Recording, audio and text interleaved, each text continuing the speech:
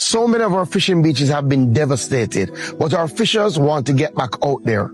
We are here to help. Starting this week, we will commence a program of distributing wire, rope, nets, so you can get back out, starting with some of the fishing beaches that are not as badly impacted, so you can fish again. Additionally, we know fuel is a challenge. That's why we have already dispatched 3 generators to places like Alligator Pond, Montego Bay, so that our fuel houses can work and you can get fuel to go out. We will also be utilizing a mobile marine fuel tanker in places like Black River and White House for fishers who are ready to go again. This is just the start of our recovery effort. Our longer term plans include looking at boats, engines, and building back our fishing infrastructure. In our hardest hit areas, we have put a moratorium on renewal fees. So if you're going to renew your license or your fisherman's ID, you will pay no fees. Additionally, if you would have lost it in the hurricane, please